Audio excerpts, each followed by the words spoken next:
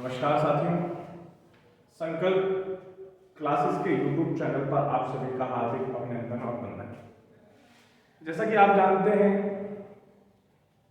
कि संध्या का क्षेत्र विक्रम जो है बढ़ रहा है, समय कम थोड़ा सा मिल पा रहा है, यूट्यूब पर वीडियो बनाने में भी कम समय मिल पा रहा है। आप लोग थोड़ा सा सब्सक्राइब और लाइक करने में भी कम इंटरेस्टेड दिख पा रहे हैं। कुछ लोग तो बहुत इंटरेस्टेड हैं, लगातार देख रहे हैं, जिनको वास्तविकता की जरूरत है, लेकिन कुछ लोग गुमराह करने की स्थिति में हैं, तो वो लोग ऐसे गुमराह बने रहते हैं। साथियों, मंजिल पाना आसान नहीं है। आपको लग रहा हो कि मंजिल पा लेंगे, मंजिल पाना आसान नहीं है। दिनों दिन मंजिल पाने के लिए कठिनाई का जो स्तर है वो बढ़ता चला जा रहा है। इसलिए आप लोग भी उस कठिनाई के स्तर पर कठिनाई की तरह ही मेहनत करें, लगन के साथ मेहनत करें। आज हम कुछ अभाज्य गुणनखंडों की संख्या, अभाज्य गुणनखंड ज्ञात करना या नंबर्स के कैसे फैक्टर्स को ज्ञात करते हैं, इसके बारे में भी चर्चा करेंगे। उसके बाद हम यूनिट डिजिट की भी चर्चा करेंगे। आपने सामान्य श्रेणी के यूनिट डिजिट तो पढ़े होंगे, लेकिन अब हम कुछ विभिन्नात्मक रूप से पढ़ेंगे। हालांकि हम यहाँ पर डिजिटल बोर्ड नहीं लगा हुआ है, अदर क्लास पे लगा हुआ है, लेकिन वहाँ समय नहीं है, बैचेस इतना अधिक हो गया है कि समय नहीं मिल पा रहा है कि आप तक यूट्यूब के माध्यम से आप तक ये सूचना प्रोवाइड कराई जा सके। लेकिन उम्मीद है कि जल्द ही यहाँ पर भी डिजिटल बोर्ड लगेगा। परमपिता परमेश्वर की असीम अनुकंपा अगर हुई तो जल्द ही ऐसा कार्य आपको यहाँ भी करना है। संख्या ठीक है, मॉर्निंग इवनिंग बैच है, बाकी लोग ज्वाइन कर सकते हो। इस समय पुलिस का बैच शुरू हो गया है, पुलिस को बैच को ज्वाइन कर सकते हो। टैग का बैच शुरू हो गया है और एस टैग का भी बैच शुरू हो गया है। ये तीनों बैच शुरू हो गए हैं। ये दोनों बैच मॉर्निंग में है। आप माफ करना, ये टैग एस टैग के बैच इवनिंग में है और पुलिस का बैच भी मॉर्निंग में है। आफ्टरनून की क्लासेस नहीं ले पा रहे हैं यहाँ पर, अभी फिलहाल यही है। इसको ज्वाइन करना चाहते हैं तो 8 से 11 आ जाइए। और ये टैग का बैच भी 3 से 5 लगा हुआ है, 2 घंटे का बैच है। अभी आगे इसके समय में बदलाव करेंगे, लेकिन आप अभी इसको अगर पढ़ना चाहते हैं विषय को ज्वाइन कर सकते हैं। स्पेशल मैथ पढ़ना चाह रहे हैं लोग, तो वो 11 से 12 में स्पेशल मैथ पढ़ सकते हैं। फ्री टाइम है, स्पेशल मैथ आपको 11 से 12 या 12:30 तक पढ़ाई जा रही है, आप ज्वाइन कर सकते हैं। मेरे बच्चे, अभी तो यही शेड्यूल है टाइमिंग का।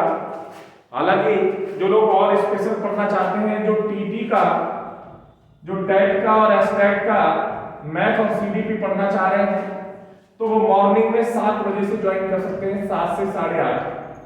आपको 7 से 8:30 जो है टेट एसटेट का मैथ और रीजनिंग, मैथ और सीडीपी मिल जाएगा, आप ज्वाइन कर सकते हैं।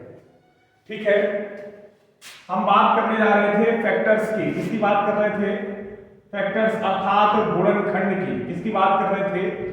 गुणनखंडों की संख्या को हम कैसे ज्ञात करते हैं। Find out the value of number factors, माने जो नंबर है, फैक्टर्स नंबर है, हम उनको कैसे ज्ञात करते हैं कि किसी नंबर का कितना फैक्टर नंबर है, इस बात की विवेचना करेंगे। जैसे हमने आपको बोला नंबर थोड़ी देर के लिए 12 के कितने गुणनखंडों की संख्या हो सकती है, नंबर ऑफ फैक्टर्स इसके कितने हो सकते हैं, किसके 12 में। तो आपको पता है 1 से कटेगा 12, 2 से भी कटेगा, 3 से भी कटेगा, 4 से भी कटेगा, 6 से भी कटेगा और 12 से कटेगा।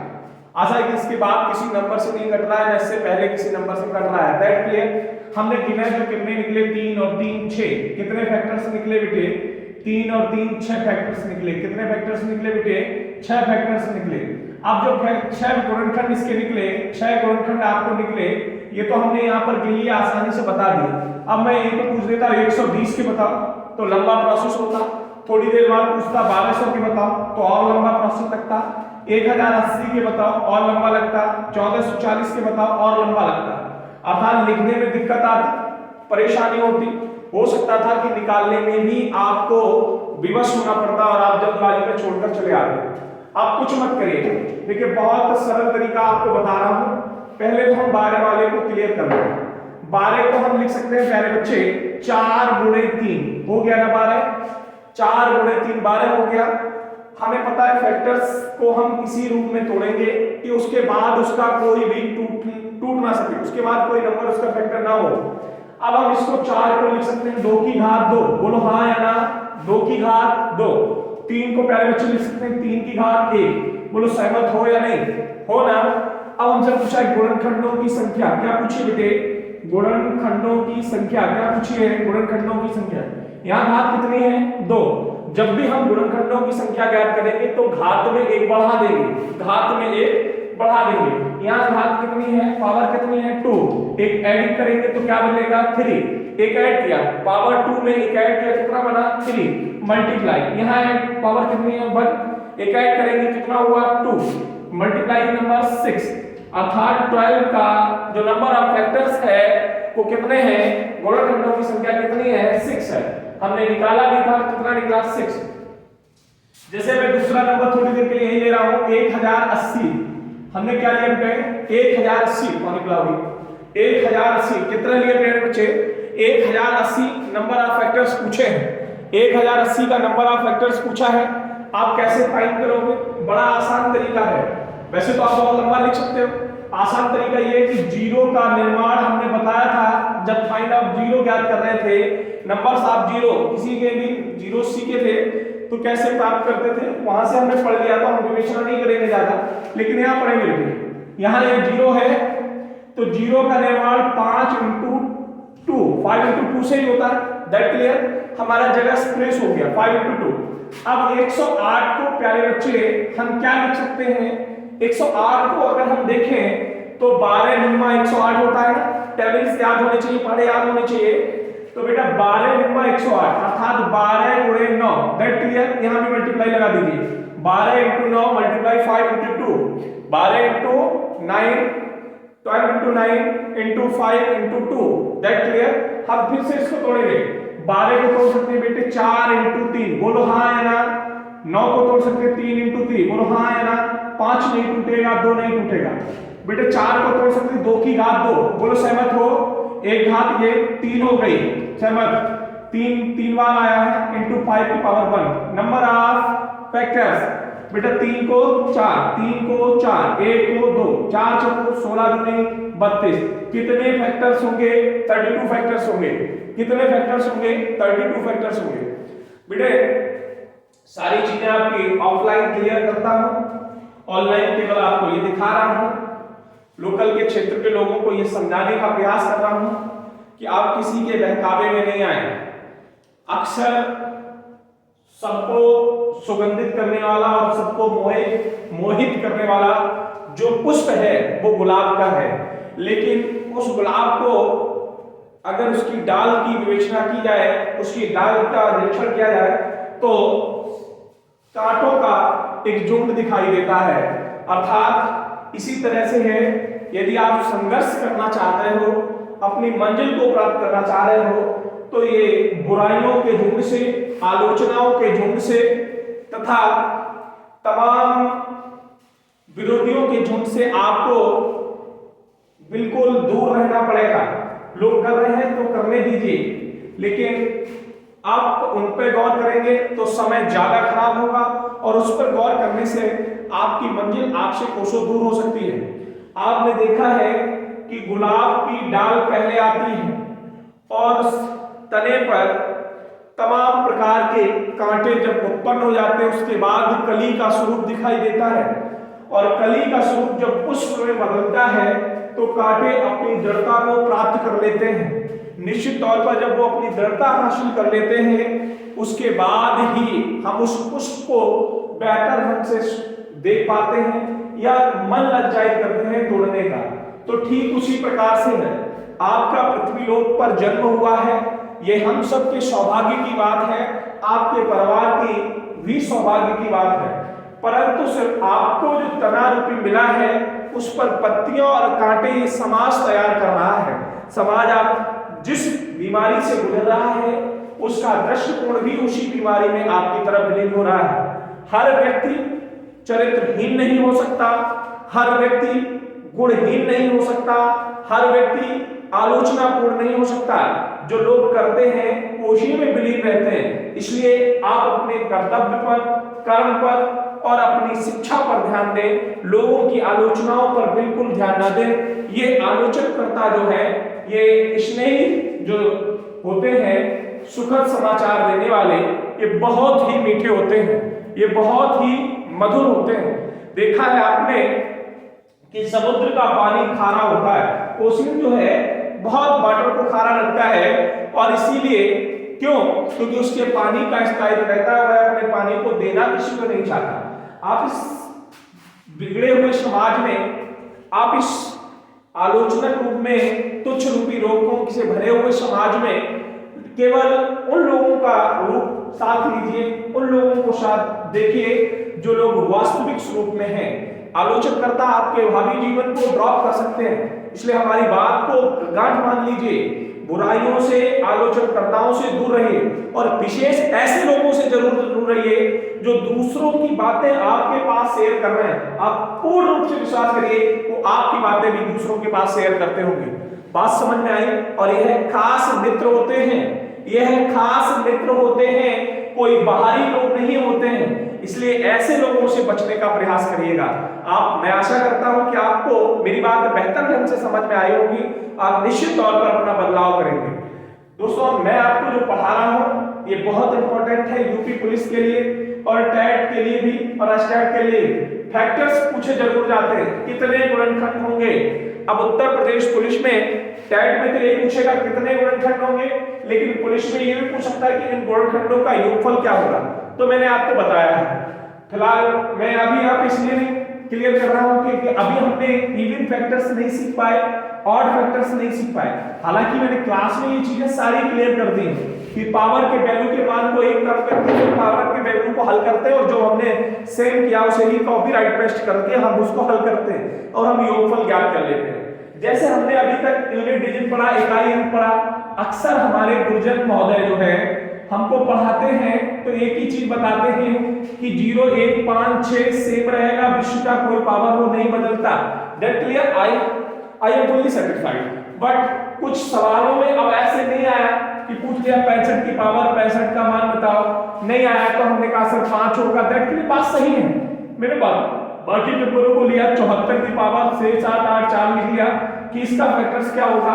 तो बेटे यह चीजें सब दिमाग से, ये बहुत छोटे स्तर की बात हो गई, और अब परीक्षा बहुत हार्ड हो गई और उच्च लेवल की बात हो गई। इसलिए आप निम्न स्तर से उच्च स्तर की ओर बढ़ने का प्रयास करेंगे, तभी आप कुछ सीख पाएंगे।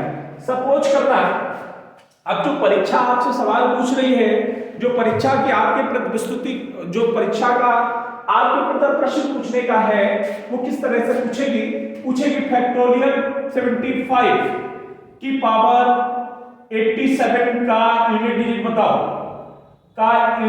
बताओ, इकाई अंक बताओ। सवाल यह है 75 फैक्टोरियल लिख दिया है, फैक्टोरियल का 75 वैल्यू में है और पावर लिखा हुआ है 87 का यूनिट डिजिट बताओ। यही पूछा। आवाज नहीं होने का, चुप बैठेंगे आप, आपकी आवाज रिकॉर्ड नहीं हो रही इसलिए आप नहीं बोले। बेटा क्या होगा आपको पता है बेटा? 87 यहां फैक्टोरियल लगा है। फैक्टोरियल की वैल्यू क्या होती है? जैसे फैक्टोरियल 5 लिखा है तो इसका मतलब है 1 into 2 into 3 into 4 into 5। That clear? एक सम के साथ 5 मिल गया तो 0 होगा। तो 0 की इतनी बड़ी पावर होती है, विश्व में कितना भी हो, किसी का भी मान 0 कर सकता है। 1000 में 0 का गुणा करो 0 कर देगा, 5555 में 0 का गुणा करो 0 कर देगा। 0 कितना पावरफुल है, देखने में तो ये 0 है जिसका कोई वैल्यू नहीं है। अगर हम लिखते 5.0, ये बेकार हो गया, प्रथम हो गया, इसका कोई मान नहीं है, और हमने इसको दशमलव हटा दिया। अब इस वैल्यू को आप 5 नहीं पढ़ सकते, अब इस 0 की वैल्यू होगी। तो 0 बहुत इंपॉर्टेंट। आपकी लाइफ में भी यही है, आपके जो लोग हैं वो आपको ठीक से आपकी वैल्यू को दशमलव के बाद आंक रहे हैं, लेकिन आपकी वैल्यू दशमलव से पहले है। इसलिए आप अपनी वैल्यू को सही से पढ़ने की कोशिश करें। 0 जो है आपको साफ पे यही सिखाने की कोशिश कर रहा है कि लोग आपको दशमलव के बाद आंक रहे हैं, लेकिन आपको दशमलव के बाद नहीं आना है। यहां पहले दशमलव हम के पीछे जाना है। दशमलव 0 से पीछे जाएगा, हमारी वैल्यू पुटअप होगी। आशा करता हूं समझ गए होंगे। कुछ लोग कह रहे होंगे सर अब हम आगे क्या बात कर रहे हो, तो हमने लिखा 0 1 5 4, यहां भी 0 मिले। हाँ यही बात है कि 0 जैसे आप ज्यादा ज्ञानी बन गए तो भी 0 हो जाओगे, और बहुत जड़मूर्ख कहे तो भी 0 तो हो ही दशम। तो आपको मध्यस्थ प्रयोग करना है, आपको मध्यस्थ रिश्ते में रहना है, आपको किसी की बात को गौर नहीं करना है। फिलहाल आप कोई बात नहीं, फैक्टोरियल 75 वैल्यू 0 होगी, 0 की पावर 87, विश्व का कोई पावर हो तो 0 ही रहेगा, क्योंकि 0 पर कोई चेंजिंग नहीं होती। That clear. ये फैक्टोरियल अब यही बदल दूं कि 75 की पावर 87 फैक्टोरियल। अब सोच रहे होंगे कि सर ठीक है इस बार क्या करो, 75 है फैक्टोरियल यहां पर 0 कर दो, e की पावर 0 1 बैन होता है, लेकिन परीक्षा आपको गलत कर देगी। परीक्षा क्या गलत कर देगी, क्योंकि आपने रूल्स पढ़ा है कि जिस पावर में 4 का भाग पूरा चला जाए, अर्थात रिमाइंडर आपका 0 आ जाए, तो वहां पर हम 0 की पावर को 4 में चेंज कर देते हैं। आप यहां पर चेंज करेंगे 4 में, तो 5 पर कितनी भी बड़ी पावर था जो नो चेंजिंग सेम नंबर अर्थात 5। दैट क्लियर, समझ पा रहे होंगे। ऐसे बहुत से सवाल हैं जिनकी हमने बड़े स्तर से बात की, बड़े बेहतर ढंग से बात की, और आशा करता हूं कि आप लोग उस बात को बहुत ढंग से समझ पाए भी होंगे। जैसे मैं लिखे दे रहा हूं 87 की पावर, 81 की पावर, 82 की पावर, 83 की पावर, 84 की पावर। पूछा इकाई अंक क्या होगा, तो लंबा प्रोसेस नहीं है, सवाल देखने से लंबा है। सब में 4 का भाग दे दो, जो रिमाइंडर बचता है उसका मल्टीप्लाई आपस में करके यहां पुटअप कर दो, और देखो फिर से 4 से बढ़ा दो, फिर से 4 से भाग दे दो, जो 4 से कम वैल्यू आ जाए आप उठा के 7 के पावर्स को सॉल्व कर दो, आपका मान आ जाएगा। इंग्रेडिएंट है। फिलहाल ये बातें तो हम बहुत लंबे समय में करते ही रहेंगे, आपको समझ में आ जाएगा। That clear. अभी मेरा मात्र उद्देश्य क्या है वो बताने का ये है कि जो बार-बार क्वेरीज आ रहे हैं, फोन कॉल्स आ रहे हैं, पूछे जा रहे हैं कि सर पुलिस का बैच कब स्टार्ट होगा, तो ऐसे लोगों के लिए मैंने बता दिया कि पुलिस का बैच स्टार्ट हो गया है। 8 से 11 वो लोग ज्वाइन कर सकते हैं। टेट और स्टैट का भी बैच स्टार्ट हो गया है, इवनिंग में है। फिलहाल अभी जो स्टार्टिंग का समय है वो 3 से 5 घोषित हुआ है, परंतु इस टाइम में जल्द करेक्शन किया जाएगा। बेटा इसके बाद जो लोग स्पेशल मैथ पढ़ना चाह रहे हैं किसी भी लेवल का, वो सुबह प्रातः 7 से 8:30 पढ़ सकते हैं या 11 से 12:30 पढ़ सकते हैं। दोनों बैच अभी नए शुरू हुए हैं स्पेशल मैथ के, आप ज्वाइन कर सकते हो। 11 से 12:30 में 4 दिन मैथ का भी है और इसी में 2 दिन रीजनिंग का भी है। आप चाहें तो ये बैच भी ज्वाइन कर सकते हैं। स्पेशल मैथ रीजनिंग है। अभी आप देख सकते हो कि एसएससी जीडी में काफी अच्छा मिला है पढ़ाया हुआ, तो आशा है कि पुलिस में भी आपको बहुत बेहतर मिलेगा। सही जगह का चयन करो, पढ़ाने वाले लाखों हैं, लेकिन आप सही जगह का चयन करो। अभ्यास पुस्तिका ले लो, पुराने पेपर्स ले लो, देख लीजिए कि संस्था द्वारा पढ़ाया गया लेवल हमारे पेपर से, हमारे रिस्पेक्टिव साइट से क्या मैच कर पा रहा है। यदि उस लेवल तक अध्यापक पढ़ा रहा है तो वो आपके लिए बेहतर कर रहा है। यदि उस लेवल तक नहीं पहुंच पा रहा है तो आप समझ जाइएगा वो आपके लिए बेहतर नहीं कर पा रहा है। हमारी सभी से यही अपील है कि अधिकतम आप कोशिश करिए संकल्प क्लासेस बाय पंकज सर का जो यूट्यूब चैनल है, ये यूट्यूब चैनल्स को आप लोग अधिक से अधिक अपने फ्रेंड्स सर्कल में, अपने रिश्तेदारों में आप सब्सक्राइब कराइए, और लाइक के साथ साथ वॉचिंग टाइम का भी थोड़ा सा ध्यान करिए कि वीडियोस को डाउनलोड करवा दीजिए, दिखवा दीजिए बेहतर ढंग से। अगर घर पे लोग भी नॉर्मल सीखेंगे तो उनका बेस एक ऐसा होगा कि क्लास में आते वक्त उन्हें पढ़ाई बेहतर ढंग से समझ में आएगी। आशा करता हूं कि आप लोग मेरी बात समझ गए होंगे। बहुत बहुत धन्यवाद आपका, और क्लास अगला है इसलिए आप जल्दी